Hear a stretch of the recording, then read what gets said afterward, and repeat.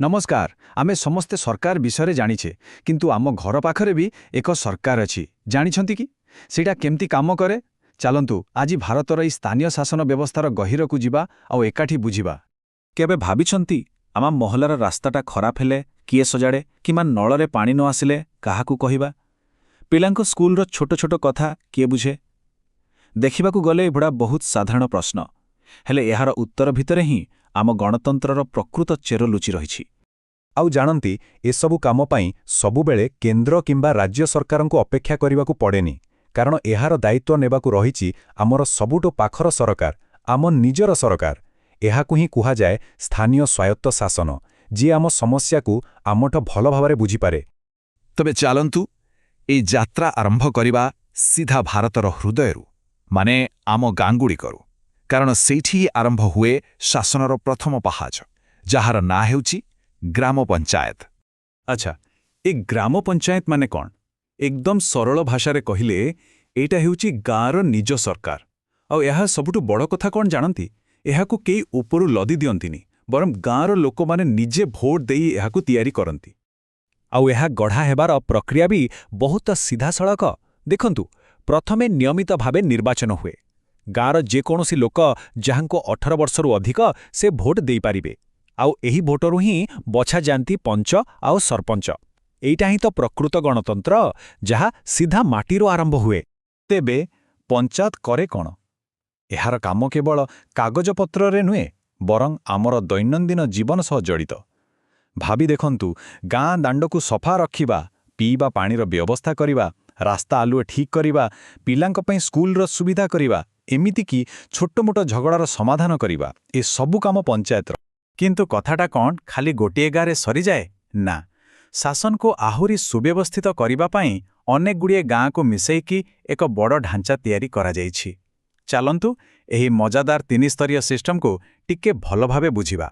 आज आमे जो पंचायतीराज व्यवस्था देखुचे ता पछरे एक लंबा कहानी अछि एहार मूलदुआ पड़िथिला 1957 रे बलवंतराय मेहटा कमिटीर सुपारिशरु किंतु प्रकृत गेम चेंजर थिला 1993 मसीहार 73तम संविधान संशोधन एहा पंचायत को केवल मान्यता देलानी बरं ता हातरे संविधानिक शक्ति देला एहापरे ही नियमित निर्वाचन बाध्यतामूलक हेला आउ शासनरे महिला मानक पई एवं दुर्बल वर्गंक पई स्थान संरक्षित हेला सत कहबाकू गले एहा एक वैप्लविक पदक्षेप थिला।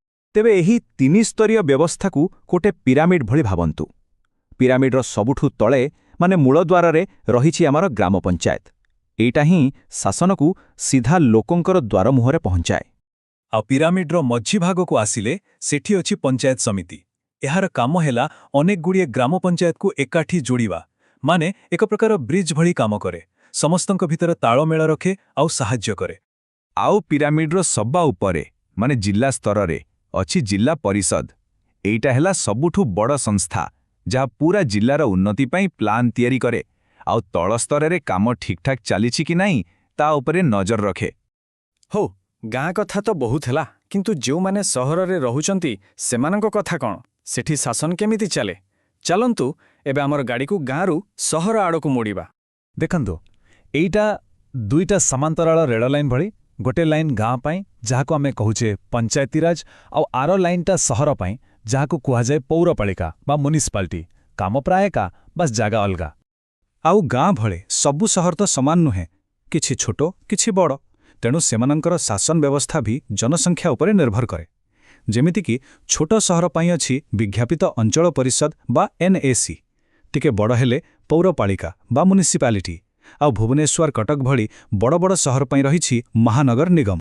तेबे एही पौरपालिकार किछि एमिति काम अछि जहाकू सेमाने करिबाकू बाध्य माने सेथिरु सेमाने खसी जाई पारिबेनी जेमिति कि पीवा पानी जोगाइबा रास्ताघाट सफा रखिबा हॉस्पिटल चलैबा आउ जन्म मृत्युर हिसाब रखिबा एगुड़िक हेला जणे नागरिकर मौलिक अधिकार। एही जरूरी कामगुड़िक छड़ा पौरपालिकार जदि पांठी थाए तेबे से किछि अधिका काम भी करिपारे एगुड़िको कुहा जाए इच्छाधीन कार्य जेमिति कि लाइब्रेरी तैयारी करिबा पार्क बनेबा किंबा सहर भितरे बस चलाइबा एसबु सहरर जीवन को आहुरी भल करिथाए।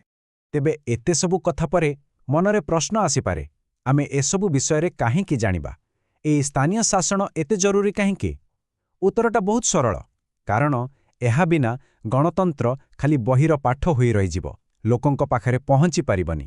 ଏହାର ମୂଳ କଥା ହେଲା ସ୍ଥାନୀୟ ଲୋକ ହିଁ ନିଜ ଅଞ୍ଚଳର ସମସ୍ୟାକୁ ସବୁଠୁ ଭଲ ଭାବରେ ବୁଝନ୍ତି। ତେଣୁ ସମାଧାନର ଚାବିକାଠି ବି ସେମାନଙ୍କ ହାତରେ ହିଁ ରହିବା ଦରକାର।